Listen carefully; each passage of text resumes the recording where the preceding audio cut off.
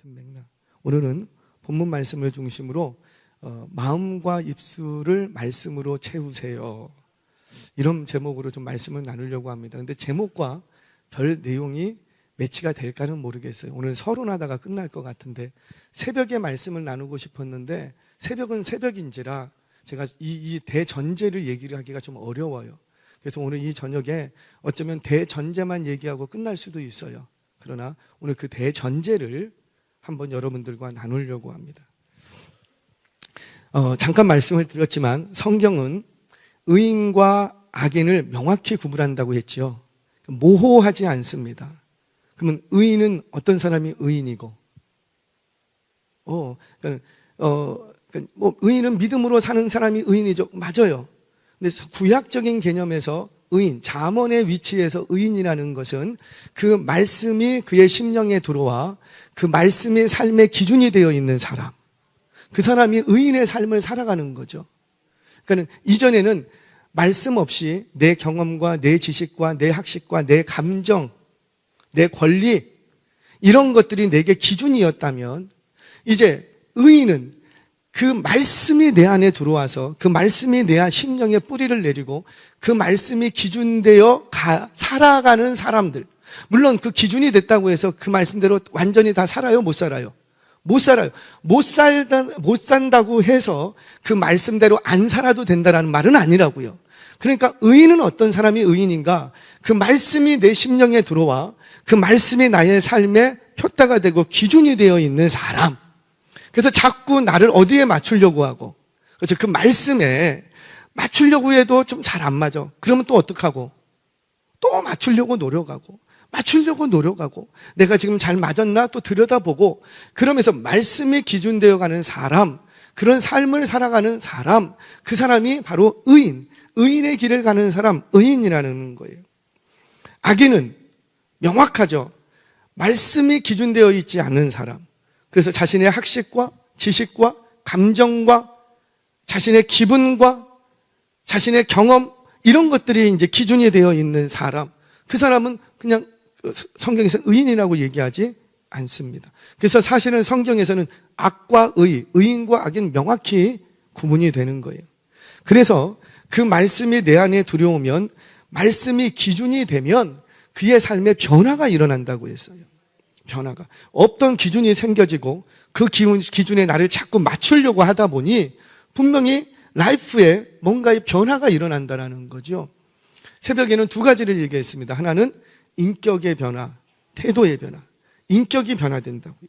인격은 어떻게 형성이 되지요? 인격은 성격과 성품이 합쳐져서 인격을 만듭니다. 인격은 성질머리만 있는 게 아니라고요. 그 성질, 내가 타고난 성향, 성격이 있어요. 성격이. 그 성격은 잘 바뀌어요? 안 바뀌어요? 잘 안 바뀌더라고요. 바울도 한 가닥 하는 성질 머리가 있었어요. 성격파예요. 성격파. 그런데 하나님께서는 그 성격을 하나님 나라의 좋은 곳으로 사용하십니다. 그런데 왜 그가 그렇게 쓰임받을 수 있었냐면 그 성격에 플러스 뭐가 있었기 때문에, 변화된 성품이 있었기 때문에. 그래서 인격이라는 것은 성격만을 가지고 얘기하지 않고요. 인격은 성격과 성품이 얼만큼 그 조화된 것을 인격이라고 얘기합니다. 인격. 그 인격과 태도의 변화가 일어난다. 두 번째는 경제관의 변화가 일어난다고 했어요. 그래서 재물을 바라보는 시각이 바뀌고, 어떤 식으로 내가 무엇을 사용해서 돈을 벌어야 하고 돈을 벌어다 주는 직원들을 내가 어떻게 대해야 되고, 이것이 잠언에 오늘 새벽에 살펴봤던 말씀이었습니다. 이어서 오늘 저녁에는 조금 더 이어가려고 그래요. 변화된 말씀이 내 안에 들어오면 기준이 생기면 삶이 변화되는데 그 한 가지 변화를 얘기하려고 합니다. 그런데 그 얘기를 하기 전에 오늘 새벽에 말 다 하지 못했던 대전제, 그 얘기를 먼저 하고 시간 되는 대로 그 부분을 조금 다뤄보도록 하겠습니다. 먼저 대전제가 있어요. 여러분, 말씀이 내 안에 채워져서 변화가 일어나려면 그 말씀이 나를 살리는 생명의 말씀으로 믿어야 된다는. 그 말씀이 무슨 말씀으로? 생명의 말씀. 자, 에스겔 47장을 보면 성전에서 물이 흘러나옵니다. 그 환상을 보게 되지요. 그 물을 측량해 보니 처음에는 발목, 그리고는 무릎, 그리고는 허리, 그래서 도저히 헤엄쳐서 건널 수 없을 만큼 더 큰, 건너기 어려운 큰 강을 이룬다. 이 환상을 보게 됩니다. 이 물이 흘러가기 시작하자 죽었던 바다가 다시 살아나고, 죽었던 바다가 살아나니 그 속에 있는 모든 생물이 번성하기 시작합니다. 죽었던 고기들이 살아나고 다 모여들기 시작하고, 고기들이 모여들기 시작하니까 누구도 모여들고, 떠났던 어부들도 모여들고, 뿐만 아니라 그 강이 범람하는 더 큰 강을 이루자 그 강가로 심겨져 있던 모든 과목들이 이제 열매를 맺기 시작하는 거예요. 이게 바로 말씀의 생명력이라는 거지요. 자, 그렇다면 이 말씀이 내 안에, 이 생명력 있는 말씀인데 이 말씀이 내 안에 들어와서 나를 살리려면 어떤 루트로 내 안에 들어오는가? 그냥 가만히 앉아있으면 들어오는가? 아니라는 거예요. 말씀이 내 마음에, 그 생명이 되는 말씀이 내 안에 들어오는 통로가 있답니다. 통로. 그게 뭐라? 오늘 잠언에서는 눈과 귀다 얘기하고, 눈과 귀다. 여러분, 말씀은 눈에 보여요, 안 보여요? 안 보여요. 물론 손에 잡히지도 않습니다. 그런데 그 말씀을 듣고 있노라면 변화가 일어나는 거예요.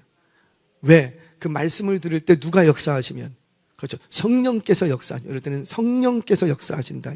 성령께서. 그래서 믿음은 뭐에서 나고? 들음에서. 들음은 하나님의 말씀으로 말미암느니라. 성경 구절 암송하세요. 주일학교 다시 한번 좀 이제 나중에 혹시 이제 기회가 되면 오늘 이제 설교 중에 부탁드립니다. 성경 구절 암송시키세요. 아마 여기 계신 대부분의 분들은 어렸을 때 다 성경 구절 암송했을 거예요. 왜냐하면 그때는 신앙 교육의 방식이 딱 하나밖에 없었어요. 외우는 것밖에 없었어요. 그때는 노트고 뭐고 쓰는 것보다도 무조건 뭐 하고 외우는 거예요. 집에 성경책 한 권 구하기가 어려웠다고요. 그래서 다 떨어질 때까지 성경책 버리지를 못했어요. 찢어질 때까지 그거 풀로 붙여서 다시 써야지 돼요. 그러니 오로지 말씀을 신앙 교육하는 방식은 뭐밖에 없었냐면 외우는 거였어요. 외우는. 그런데 외우는 그 말씀이 능력됩니다. 근데 언제부턴가 한국교회가 교육학이 발달하기 시작하면서 이 본질적인 교육들을 다 놓쳤어요. 그래서 안 외워도 돼. 그리고 어떻게 가르치냐면 이해만 하면 된다는 거예요. 그러니까 가치관으로만 자꾸 정립을 해요. 그 틀린 건 아닌데. 그래서 신앙 교육의 수준이 어디로 떨어지냐면은 외우지 않아도 돼. 제가 어렸을 때 저희 집은 저를 그 금융계에 보내고 싶었어요. 상고를 보내고 싶었어요. 저는 사실 경찰이 되고 싶었어요. 경찰이 됐으면 잘할 것 같지 않아요? 경찰이 되고 싶은 게 제 목표였는데 저 공부 잘했어요. 그래서 항상 공부 잘했어요. 그래서 전에 꿈은 경찰대 가는 게 제 꿈이었어요. 근데 집에 부모님의 꿈은 은행 가는 게 꿈이었어요. 왜냐하면 고등학교 졸업해서 빨리 취직을 해서, 그때는 왜 그랬는지 모르는데 은행, 증권 이런 데 가면은 무조건 뭐 인생 피는 줄 알았어요. 아니, 차라리 공무원이라고 좀 생각을 해 주시든가. 공무원도 아니고 그냥 은행 가라, 은행. 왜 그런지 저희 주변에 거의 친가 쪽으로는 은행, 금융계에 계신 분들이 좀 계셨거든요. 아버지 쪽으로는. 그래서 그런지. 그런데 저는 경찰이 되고 싶었어요. 공부 잘했어요. 그러니까 아멘 안 하셔야 돼요. 근데 공부 잘했는데 끝내는 이제 경찰들이 못 가게 했어요. 그래서 너는 상고 가라. 그래갖고 상고로 이제 집어넣습니다. 그렇게 이제 학교를 다니다가 이제 좀 사건이들이 있어요. 왜? 가기 싫은 곳에 갔으니 이거 문제가 발생할 수밖에 없겠죠. 그 여차여차해서 제가 사실은 다시 공부합니다. 제가 흉 보지는 않으실 거고 제가 덕수상고를 들어갔어요. 덕수상고 정교육, 그때는 그냥 저걸로 들어갔어요. 그 학교에 이제 학력고사 보고 그렇지 않으면은 학교장 이제 저걸로 들어갔어요. 제가 장학생으로 전교 1등으로 들어갔어요. 그냥 시험 안 보고. 할렐루야. 덕수상고예요. 진짜 공부 잘했었어요. 그때 전국에서 모여들 덕수, 설린, 그다음에 서울, 경기상고인가 세 군데밖에 없었어요. 그래서 덕수상고로 들어갔어요. 근데 사실 덕수상고 들어갔다가 제가 자퇴했어요. 자퇴하고 그리고 다시 인문계로 다시 갔어요. 이제 그런 상황들이 있어요. 왜냐하면 저는 어디 가고 싶으니까, 경찰대 가고 싶으니까. 근데 부모님은 그게 아니었어요. 그런데 이제 그런 이제 인생의 상황들을 펼쳐가면서 제 안에 주시는 마음이 뭐냐면, 하나님의 말씀을 붙들고 살아갈 때는 별 문제가 안 생겨. 그런데 말씀을 놓치기 시작하니까는 인생 전체가 틀어지기 시작하는 거예요. 말씀을 놓치기 시작하니까 내가 하고 싶었던 꿈과 비전도 점점 놓쳐가는 거예요. 왜? 여기에 정말 하나님의 뜻이 있는가? 놓쳐가는 거예요. 잃어버리는 거예요. 그러니까 점점 그 꿈과 먼 인생을 살아갑니다. 그게 저의 인생이었어요. 그래서 언젠가도 한번 기회가 되면 더 간증을 하겠지만, 야곱 같은 인생을 살았다는 인생이 사실은 저의 이야기입니다. 그래서 저는 야곱의 이야기만 보면은 막 화가 나. 왜 우리 할머니는 내 이름을 야곱이라고 줘서 나를 이런 삶을 살게 하나. 야곱만 보면은 야곱의 인생 속에 제가 투영되는 거예요. 제가 투영되는 거예요. 자, 여하튼 간에 말씀은 어떻게 우리 안에 들어오냐면은 들음에서 들어오는 거예요. 내가 뭘 듣느냐에 따라서. 아까 성경 암송을 얘기했죠. 암송. 정말이에요. 암송 시키셔야지 돼요. 암송. 그때 제가 이제 상고를 가려고 어렸을 때부터 뭘 가르쳤냐면, 주판. 이거 뭐라 그랬죠? 나 잠깐만 생각해. 예? 주산, 암산. 그 다음에 뭐죠? 이거 넘기면서, 전표 넘기면서 뭐 하는 거. 예? 그거 아니에요. 그래갖고 제가요, 암산 전국대회에 나가고 그랬거든요. 암산, 주산, 주판, 주산 전국대회를 나가고, 그때는 주산 학교가 많이 있었어요. 왜 이렇게 기억이 안 나지? 이거 큰일 났네. 그 주산, 주판, 예? 필요 없어요. 그렇게 해갖고 그거 했어요. 그래서 저희 선생님이 저를 전 전국대회에 나왔어요. 전국대회 상위권에 들고 그랬어요. 그래서 딱 보면은 세 자릿수 곱하기 328 곱하기 236 얼마 딱 나와요. 그럼 저한테는 계산기 필요해요, 안 필요해요? 안 필요해요. 근데 요즘은 다 뭐 갖고 계산해요? 계산기 갖고 계산해요. 왜 그럴까? 이게 뇌가 훈련하면 얼마든지 되거든요. 우리 찬양 보면 때 치우라 그랬어요. 이전에는 다 있었거든요. 있으니까 보는 거예요. 없어도 아무 문제 없거든요. 없어도. 지금 우리 수요 예배도 없죠. 금요도 없죠. 다 어르신들인데 눈도 침침한데, 근데 없어도 돼요. 왜냐하면 이게 숙달이 되니까, 연습을 하니까 안 봐도 돼요. 우리 또 시험 되지 마시고, 찬양대도요, 악보 안 보기 시작하면 안 보고도 합니다. 근데 우리가 보고 시작하니까는 보게 되는 것 뿐이에요. 옛날에는 악보 있었어요, 없었어요? 없었어요. 다 그냥 외웠어요. 저도 주일학교 때, 저희 교회는 저는 굉장히 보수적인 교회였어요. 저 중학교 때까지 찬양 부를 때 이거 넘겼어요. 그거 아세요? 장로님 아세요? 넘기는 거. 거기에 그냥 가사만 써. 넘겼어요. 이만한 거 넘겼어요. 저는 그 세대거든요. 그렇게 중학교 때까지 넘기고 있었어요. 악보 콩나물 없어도 다 불렀어요. 근데 언제부턴가 악보를 띄워달래.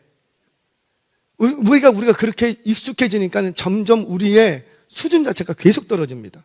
외울 수 있는 것도 안 외우기 시작하고, 안 외웠으면서도 나는 알고 있다고 착각하는 거예요.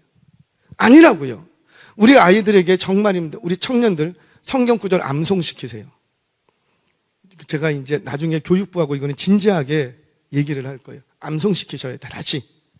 그래서 암송시켜서 우리 아이들의 두뇌도 깨우고, 암송시켜서 성경이 손에 없어도 순간순간 말씀이 기억날 수 있는 훈련이 해야 된다는 거죠. 훈련을.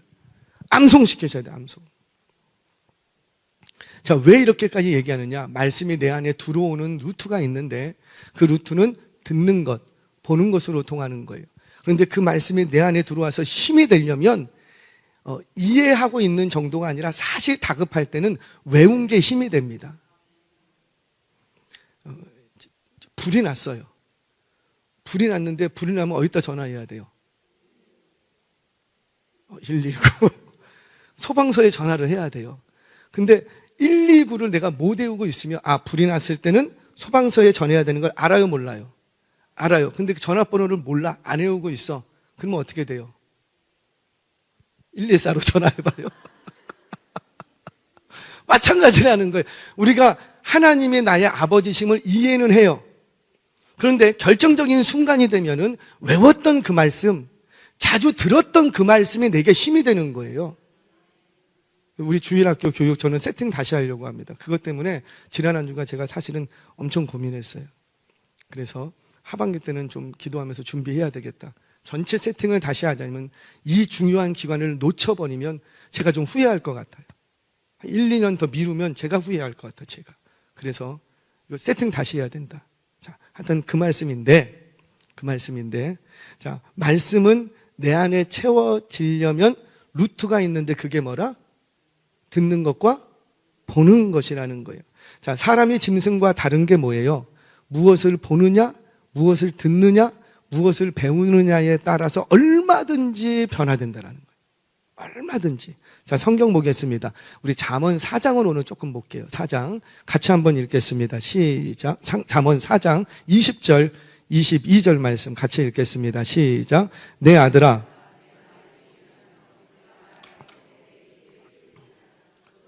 그것을 내 눈에서 떠나게 하지 말며 내 마음속에 지키라. 그것은 얻는 자에게 생명이 되며 그의 온 육체에 건강이 됨이니라. 아멘. 뭐라고 말합니까? 그저 아버지의 말에 귀 기울였을 뿐이에요. 아버지의 말씀에 주의했을 뿐이에요. 아버지의 그 말씀에 눈을 떼지 않았을 뿐이에요. 그런데 그렇게 했더니 내가 살더라는 거예요. 내가 다른 걸 안 했고 그저 아버지의 말씀을 자주 듣고 아버지의 말씀을 자주 보고 아버지의 말씀에 귀를 기울였더니 그랬더니 그 말씀이 나를 어떻게 만들었다고요? 살게 했대요. 건강해졌대요. 살게 해줬대요. 또 보겠습니다. 그래서 하는 말이 이어지는 23절 말씀도 한번 볼까요? 23절 시작. 모든 지킬 만한 것 중에 더욱 내 마음을 지키라. 생명의 근원이 이에서 남이니라. 아멘. 왜 무슨 말이에요? 내게 눈으로 귀로 주위에서 들어온 그 말씀이 어디에 쌓이는데? 마음에 쌓인다라는 거죠. 그러니까 마음에 쌓이니까 그 마음에 쌓인 그것이 나를 살리더라는 거예요. 말은 분명 눈에 보이지 않고 말은 사라지는 것 같은데 그 말은 사라지지 않고 반드시 쌓이게 된다는 거예요. 반드시. 어디에 쌓이는가? 마음에 쌓이는 거예요. 마음에. 그래서 그 마음에 쌓인 말은 어느 순간이 되면 그 인생에 영향을 끼치기 시작합니다. 그래서 복된 인생이 되려면 말을 하는 것도 가려서 해야 되지만 말을 듣는 것도 가려서 들어야 돼요. 아무 말이나 계속 들으면 그 마음에 이상한 게 쌓일 수 있다는 거예요. 그 이상한 걸 좀 이따 얘기할게요. 자, 먼저 24절 말씀도 한번 보겠습니다. 시작. 구부러진 말을 내 입에서 버리며 삐뚤어진 말을 내 입술에서 멀리하라. 아멘. 우리 학생들, 우리 청년들, 죄송합니다. 제가 목사 입에서 이런 얘기를 하는 게 참 민망하지만 개 뭐뭐뭐 있죠. 맛있다라고 하는 건 맛있다 이렇게 안 하고 멍멍이 맛있다 뭐 이렇게 얘기를 하잖아요. 하지 마세요. 그 말이 여러분들의 인생을 망쳐버린다니까요. 그 말이 아무것도 아닌 것 같은데 그 말이 내 입술에 열매가 되어서 내 입술에 담아져 있어서 말의 입술이라는 건 그분의 인격을 성정한다는 거예요. 인격을. 그런 나쁜 말, 옳지 못한 말, 저급한 말, 저질스러운 말, 그런 말은 내 인격에 영향을 끼친다고요. 저질스러운 말을 입에 자꾸 담고 어디 다녀보세요. 그러면 주변 사람들이 그를 어떻게 볼까요? 고품격의 인격으로 볼까요? 절대 그러지 않는다라는 거죠. 그러니까 무슨 말을 내 입술에 담고 있느냐가 굉장히 중요한 거예요. 그거 하지 말아요. 근데 입에서 나오는 말은 다 뭐에서 시작이 되는데? 그렇죠. 내 안에 있는 게 입으로 튀어나온다는 거예요. 근데 그 말이 튀어나왔다는 것은 곧 내가 무슨 말을 자꾸 들었다는 거예요. 그렇죠. 그 말을 계속 들은 거예요. 학교에서도 듣고, 친구들하고 얘기하면서도 아무렇지 여과 없이 듣고, TV에서 나오는 대로, 매스컴에서 나오는 대로, 유튜브 미디어에서 나오는 대로 그냥 여과 없이 막 들은 거예요. 들은 거예요. 그러니까 어때요? 내 마음에 그거 쌓여. 말씀을 듣는 횟수보다 미디어를 통해서 듣는 횟수가 더 많다 보니 그 말씀이 그냥 그 말이 내 안에 쌓여. 그게 어느 순간에 계속 튀어나오는 거예요. 그 했던 말들이 내 인격을 형성시켜 버리더라는 겁니다. 또 볼까요? 잠언 4장 25절 말씀도 봅니다. 같이 읽겠습니다. 시작. 내 눈은, 내 눈꺼풀은 내 앞을 곧게 살펴. 무슨 말이에요? 눈에 보이는 대로 다 보지 말라라는 거예요. 좀 살피라는 거예요. 이게 뭐 요즘은 다 좀 내가 원치 않아도 떠오르는 게 있어요. 이렇게. 그러면 딱 봤을 때 이거 아니다 싶으면 어떻게 해야 돼요? 바로 그냥 꺼야지 되는 거죠. 세상이 보여준다고 그대로 다 보지 말라라는 거예요. 제가 조금 우리 청년들하고 좀 이 얘기 나오고 젊은 우리 부모님들하고 이 얘기 나누고 싶은 게 뭐냐면 요즘 어지럼증이 많고 또는 이제 이렇게 졸도하는 경우들 있어요. 이렇게 서 있다가 그냥 푹 쓰러지는 아이들이 있어요, 없어요? 있어요. 그게 이유가 뭔가 아직 밝혀지지 않았어요. 그래서 다 의사들이 가면은 원인을 못 찾아요. 그래서 하는 얘기가 생활 습관을 바꾸세요. 물을 많이 먹으세요. 요 정도가 권면이 전부예요. 서울대 병원도 가보고 당연히 원인을 몰라요. 그런데 이게 아직 학계의 발표는 되지 않았어요. 더 연구가 필요하대요. 아이들이, 젊은 아이들이 이렇게 엘리베이터가 있다가 이렇게 푹 쓰러지고 못 먹는 게 아닌데 잘 먹고 다니는데도 보고 쓰러지고 막 그런 아이들이 왜 그런가 했더니 이것이 현대판 후천성 간질일 수 있습니다 라고 하는 거예요. 이거는 의사가 한 얘기예요. 의사가. 무슨 말이냐면 여러분들 핸드폰이 얼마나 무섭냐면 내 뇌를 완전히 죽여버리지요. 특별히 핸드폰은 잠자기 전에 누워서 보는 핸드폰은 굉장히 치명적입니다. 굉장히. 왜냐하면 뇌가 저녁 시간에 잠을 자고 쉬어야지 되는데 그 영상이 스쳐 들어갔던 영상으로 인하여서 내 후두엽쪽이 쉬지 못하고 계속 일을 합니다. 눈을 감아도 뇌는 자꾸 돌아가는 거예요. 그러니 숙면을 할 수 있을까요? 못할까요? 못하는 거예요. 나는 자고 싶어도 몸은 피곤해서 자고 싶은데 뇌가 쉬지를 않는 거예요. 그래서 잠자기 전에는 영상 같은 거를 보면 안 되고 책을 봐야지 돼요.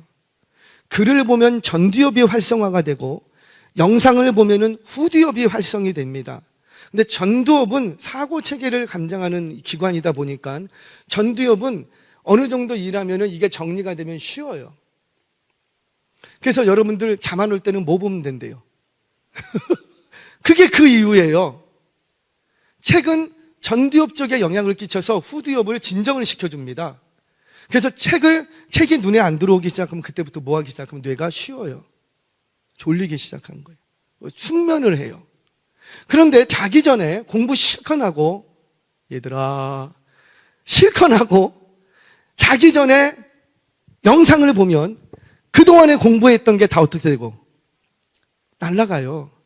왜? 3시간 공부했던 그 데미지보다 10분 영상 본 이 데미지가 훨씬 나에게 충격적으로 다가오고 오래 잔상에 남는 거예요. 그래서 안 되는 거예요. 많은 외국의 부자들이 하나씩 얘기가 자신은 아침에 일어나면 자녀들에게 교육시키는데 아침에 본인도 그렇고 세계 제1의 갑부들은 아침에 일어나면 30분 동안 핸드폰을 손 안 댄답니다. 30분 동안 스스로 절제시키는 거예요. 우리는 근데 아침에 딱 일어나면 뭐부터 만지고 그래 그러면 안 돼. 핸드폰부터 보는 거예요. 뭐 이렇게 세상 일 궁금한 게 많어? 궁금한 거 없어. 그냥 나도 모르게 그냥 그거부터 봐. 메시지 왔나? 카톡으로부터 묶여서 자유하지 못하고 지난주에 무슨 카톡 온 거 있나? 문자 온 거 있나? 그거부터 봐요. 뭔가 일어났으면 뇌가 깨일 수 있도록 찬물을 마시고 기지개를 피고 그 시간에 스트레칭을 하고 그래야 건강한 삶, 그러니까 핸드폰을 만질 수 있는 내 몸 상태를 만들고 만진다라는 거예요. 그게 부자들의 삶의 습성이랍니다. 그런데 우리는 그런 개념 없어요. 무조건 그냥 먼저 그거부터 만지는 거예요. 나는 아직 이 기계를 만질 만한 준비가 안 됐는데, 생물학적으로도 그렇고 정신적으로도 그렇고 마음적으로 심적으로도 준비가 안 됐는데 그냥 먼저 만지는 거예요. 그래서 그 인생이 피곤한 인생이 돼버린다. 이거는 제 얘기가 아니고 전문가들의 얘기예요. 제가 왜 이런 얘기를 하냐면, 지난주 설교하고 나서 제가 일주일 동안에 도대체 다음 세대 교육을 어떻게 시켜야 되는가 전문가들의 이야기하고 책을 제가 좀 봤어요. 그랬더니 한결같이 나오는 얘기예요. 오늘 그 이야기하고 같이 연결이 되는 겁니다. 지금 사랑하는 여러분, 우리 자녀들에게 하나님의 말씀을 그 마음에 좀 넣어주시기를 바랍니다. 이거는 자동적으로 들어가지 않는다고요. 옛날에는 이런 것들이 핸드폰이나 이런 어떤 미디어 이런 게 없었기 때문에 50만큼만 노력을 해도 충분히 들어갔어요. 그런데 지금은 그렇지 않다니까요. 지금은 이게 미디어 쪽이 훨씬 더 강화가 돼서 이쪽에서 밀어 넣는 게 훨씬 많아요. 그러면 우리 교회가 어떻게 해야 될까요? 이전에 했던 신앙교육 그대로 하면 절대 안 돼요. 100점 100패. 최소한 50배 이상 우리가 더 해야 된다는 거예요. 그래야 지금 세상으로부터 밀려오는 이게 우리가 그나마 이기면서 끌려가지는 않을 수 있다는 거죠. 끌려가니. 그런데 이런 게 없이 그냥 해왔던 대로 30년 전에는 효과가 있었어요. 20년 전에 그거에서 놀라운 부흥이 왔어요. 다 인정합니다. 저도 인정하고 여러분도 인정하고. 그런데 지금도 그렇게 하면 부흥이 올 것이라는 착각에 빠져 있지 말라는 거죠. 왜? 지금은 이 시대가 훨씬 더 악해졌다니까요. 제가 놀라운 얘기 하나 할게요. 우리 청년들 조금 진지하게 들었으면 좋겠어요. 여러분, 진리라는 것은 믿고 안 믿고의 문제가 사실 아니거든요. 내가 믿는다고 진리고 내가 안 믿는다고 진리가 아니고 그런 문제가 아니라는 거죠. 진리는 받아들이고 안 받아들이고의 문제지 그게 진리냐 아니냐 논할 여지가 없는 거예요. 그래서 우리는 그거를 진리라고 얘기합니다. 자, 그런데 지금 현대는 그게 아니라는 거예요. 진리는 옳은가 그른가를 논하는 문제가 아니고 나의 의견이 반영되는가 그렇지 않는가의 문제가 아니라 진리는 그냥 진리예요. 그래서 그냥 그거는 받아들여야 되는 거예요. 근데 성경은 뭘 얘기하고? 진리를 얘기하고. 그래서 성경의 말씀은 이게 옳은가 기른가 사실 따져 묻을 게 아니고 그저 진리는 받아들이는 거예요. 받아들이면 그것이 삶의 기준이 되어서 너에게 생명이 되고 안 받아들이면은 너에게 거치는 돌이 되는 거지요. 그런데 지금 현대 사회는 그게 아니랍니다. 내 의견을 존중하고 내 의견을 반영해주고 그러면 그 사회는 정의로운 사회. 누구의 의견? 내 의견. 이를 인권 존중이라고 하죠. 인권 존중. 저는 인권을 존중합니다. 목사로서도 존중하고 한 인간으로서도 존중하고 나도 존중받기 원하고 그래서 인간의 존엄성을 인정하고 생명보다 더 귀한 것은 없다고 저는 그렇게 믿습니다. 그런데 제가 왜 그렇게 생각하냐면 성경이 그렇게 말하기 때문이에요. 성경이 그렇게. 그러니까 세상 사람이 뭐라고 말하든지 간에 심지어 어떤 교회에서 무슨 말을 하든지 간에 일단 성경에서 말하는 기준이 뭔가, 성경이 말하는 기준에 부합하는가 그렇지 않은가, 그것에 따라서 의인이고 악인이고 의로움이고 악한 것이고 이게 구분이 된다는 거죠. 그래서 성경은 모호하지 않다는 거예요. 그런데 세상이 제시하는 기준은 뭐예요? 너희들끼리 합의만 됐으면 그거는 괜찮다라는 거예요. 너희들끼리 합의만 됐으면.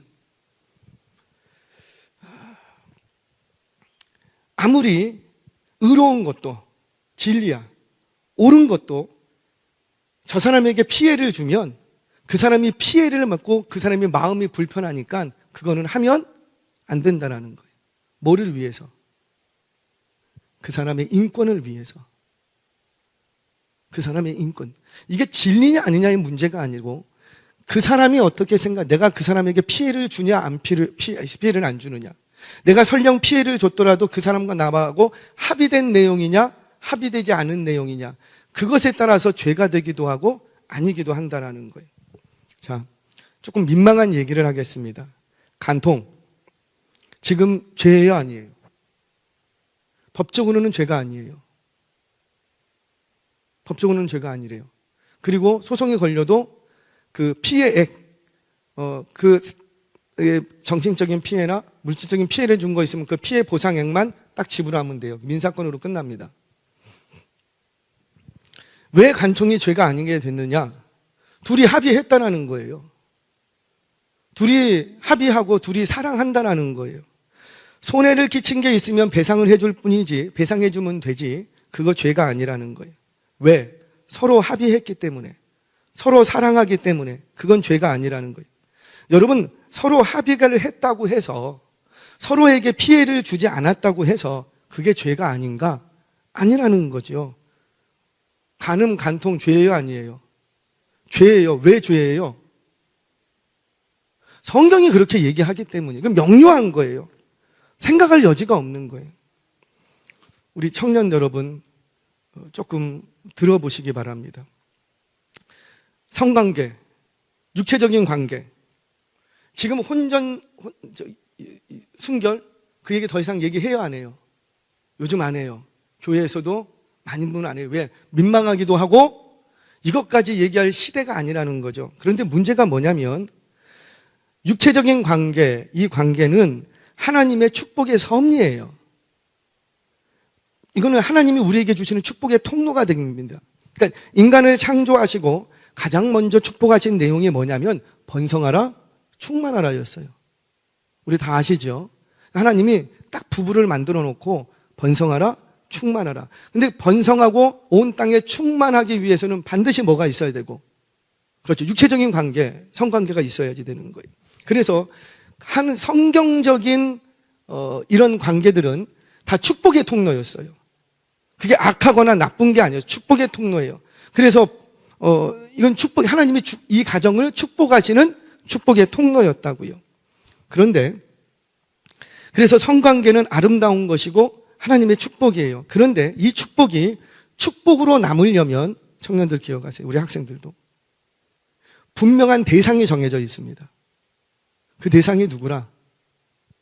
저 배우자, 내 아내와 남편, 배우자. 그런데 이게 우리 한국 사회의 전통이었고, 맞아요, 틀려요?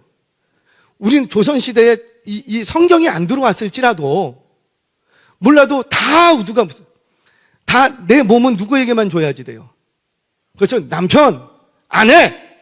이게 말씀을 알던 모르던 하나님이 집어넣으신 진리. 그래야 이게 번성하고 충만하고 생명이 살아날 수가 있는 거예요. 그 사회가 존속하는 거예요. 이거는 진리이기 때문에 이거는 그냥 지켜지는 거예요. 고대로부터 다 지켜왔어요. 그런데 한국 사회뿐만 아니고 최근에 와서 현대사회에 서로 합의만 됐으면, 서로에게 피해만 주지 않으면 괜찮다라는 거예요. 성관계가 하나님의 주시는 놀라운 축복이고 번성의 축복인데, 이거는, 이 육체적인 관계는 배우자에 한해서만이라는 거죠. 그래서 우리는 옛날부터 이 관계를 뭐라고 했냐면 부부관계 이렇게 얘기했어요. 맞아요, 틀려요? 부부관계라고 했지 다른 말을 안 썼다고요. 부부관계 이렇게만 얘기했다고. 부부생활, 부부관계. 이게 성경이 말하는 기준이에요. 누구하고만? 배우자. 세상에서는 지금 뭐라고 얘기하냐면 육체적인 관계는 사랑하는 사람과 하는 거라는 거예요. 여러분 착각하지 마세요. 부부관계는 사랑하는 사람과 하는 게 아니라 누구하고 하는 거예요? 부부가. 이게 성경이 말하는 기준이라고요. 그런데 세상에선 지금 뭘 얘기하냐면 부부관계 그런 거 얘기 안 해. 서로 사랑해? 사랑하는 사람과 하는 거야. 근데 사랑하는데 뭐까지 필요하냐? 능력 있어야 되는 거야. 능력 있으면 하지 말라는 거죠. 이건 성경이 말하는 얘기가 아니라고요. 굉장히, 여러분 우리 청년들 죄송해요. 결혼은 누구랑 하는 거예요? 찬이 형제.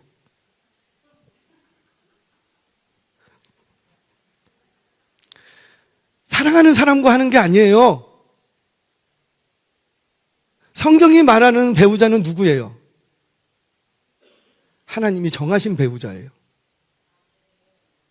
그런데 세상은 지금 뭘 가르치냐면, 열받네. 세상은 지금 뭘 가르치냐면 사랑하는 사람과 하라는 거예요. 그게 굉장히 좋은 말 같은데 아니라니까요. 속으시면 안 돼요. 그 사랑하는 사람이 남자여도 되고 여자여도 된다라는 거예요. 왜? 성적 취향이라는 거예요.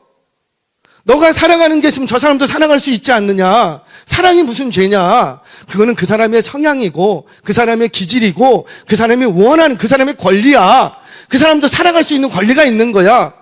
그 사랑하는 사람과 결혼해야 돼. 그러니까 누구랑도 가능하고. 민망하지만 남자고 상관없어. 내가 누구를 사랑하느냐. 짐승도 괜찮은 거예요. 왜? 내가 뭐 하니까? 사랑하니까. 청년들 결혼하기 전에, 죄송해요, 이런 말까지 해야 돼. 강아지 같은 거 키우는 거 아니에요. 짐승 키우는 거 아니에요. 이거는 제 얘기가 아니고 김승호 사장의 얘기입니다. 우리나라 자수성가에서 최고의 이제 자수성가한 사람 아닙니까? 많은 젊은이들이 거기 가서 얘기를 듣는데 그분이 하는 얘기가, 젊은이들이요, 결혼하기 전까지는 개 키우지 마십시오. 왜 그래요? 사랑의 마음을 어디다 쏟아놓고, 짐승! 그거 하나님이 원하는 게 아니라니까요. 저는 반려묘 이게 나쁘다고 하는 게 아니에요. 그런데 내 사랑의 마음을 배우자에게 쏟아야 되는데 그 사랑의 마음을 딴 데 쏟고 있는 거예요. 그러니까 배우자가 보여요, 안 보여요? 찾으려고 해요, 안 해요? 안 한다라는 거예요. 저는 그분 얘기 듣고 깜짝 놀랐어요. 아, 일리가 있겠구나. 청년 여러분 기억하세요. 결혼은 내가 사랑하는 사람과 하는 게 아니에요. 하나님이 정한 사람과 하는 거예요. 아멘이세요? 연애, 크리스찬들 연애해야 돼요, 안 해야 돼요? 거기 얘기해봐. 해야 돼요, 말아야 돼요? 해야 돼요. 연애 왜 해요? 성경은 연애를 반대하지 않습니다. 성경은.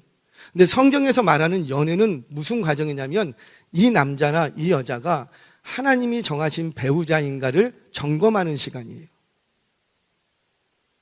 그러니까 제일 먼저 뭐부터 해야지 되고, 교제하면서 계속 기도하는 거예요. 이 남자친구하고 결혼하게 해주세요. 이걸 기도하는 게 아니라 이 남자가 정말 내 배우자가 맞습니까? 아니라면 지금이라도 끊어주세요. 아니라면 지금이라도. 제 제자가 있습니다. 이 영상을 또 듣고 있을지 모르겠는데, 이제 사실은 이제 결혼이 준비되고 있었어요. 내일 모레가 결혼이에요. 전화가 왔어요.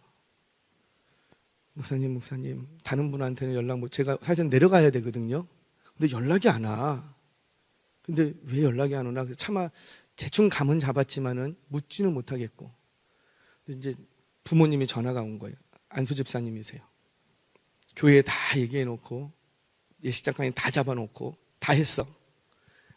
내일이 다음 주에 6월 2일, 다음 주가 결혼인데 전화가 왔어요. 목사님, 다른 사람한테는 말씀을 못 드려도 목사님께는 말씀을 드려야 돼서 전화가 했습니다. 그러면서 하시는 얘기가 뭐냐면, 계속 기도했는데 아니라는 사인이 계속 와서 저희 딸이 파혼했습니다.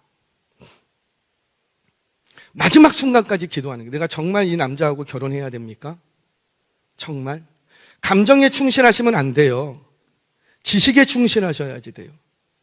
정말 이 남자 한번 연애해 보고가 아니라, 이 연애는 내가 이 남자가 정말 하나님이 내게 보내주신 남자인가를 검증해 가는 시간인 거예요. 절대 우리 청년들은 혼전수교 지켜야지 돼요. 왜냐하면 사랑하는 사람과 하는 게 아니라니까요. 배우자와 하는 거예요. 그런데 자꾸 세상에서는 뭘 가르치냐면 아니라는 거예요. 둘이 마음이 맞아? 둘이 진심으로 사랑해? 그러면 되지. 사랑보다 사랑을 뛰어넘는 거 아니야? 기독교는 사랑을 얘기한다면서 자꾸 이렇게 얘기해요. 아니에요. 우리가 말하는 사랑은 그런 사랑을 얘기하는 게 아니에요. 지금 제가 뭘 얘기하고 싶냐면 세상이 지금 그렇게 밀고 들어온다라는 거예요. 학교 갔더니 애들이 사랑하는 사람과 하는 거라는데, 근데 집에 왔더니 엄마가 아니야, 배우자랑 하는 거야.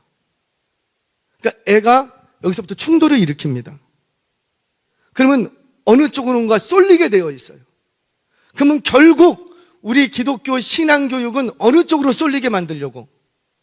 그렇죠, 진리편으로 쏠리게 만들려고 이 싸움을, 이 줄다리기를 지금 엄청나게 해야 된다는 거죠. 그런데 우리 한국교회가 이거를 다 놓쳤대요.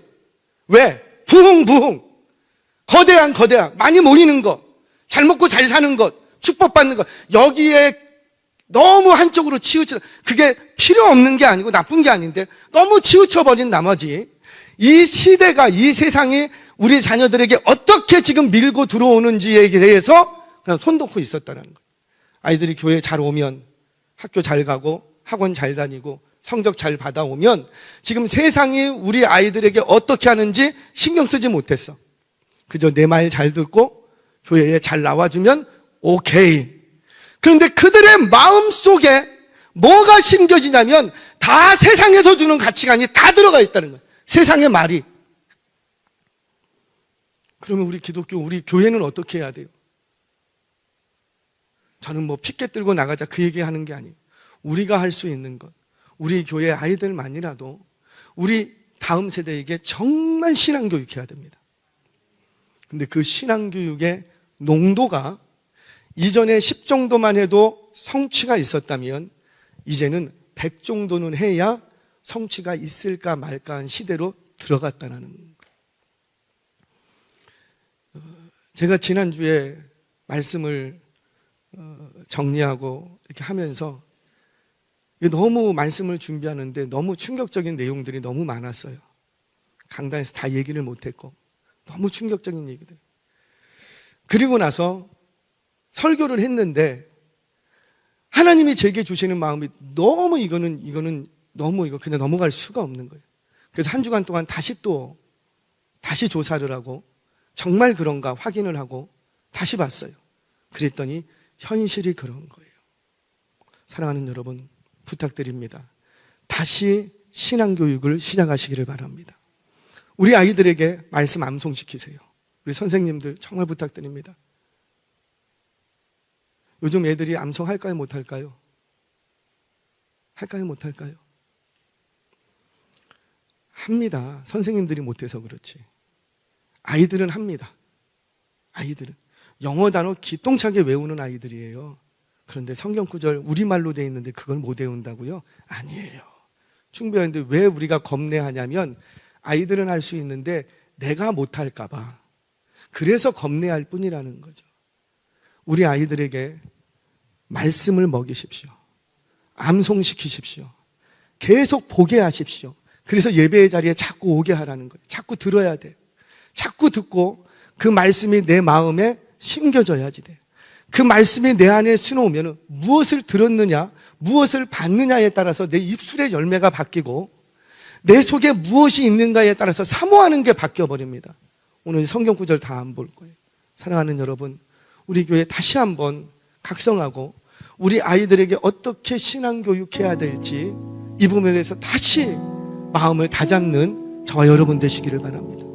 지금 세상은 우리 아이들에게 이상한 걸 다 집어넣어놨다고.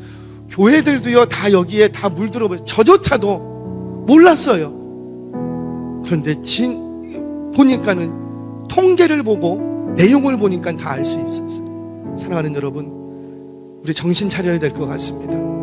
이 시대를 바로 관망하고 그리고 우리 아이들을 정말 말씀을 그 마음에 심겨줄 수 있는, 말씀을 넣어줄 수 있는, 그래서 세상에 말하는 것들이 기준이 되는 것이 아니라 하나님의 말씀이 기준되어지는 그런 아이들의 인생이 되기를 축복합니다.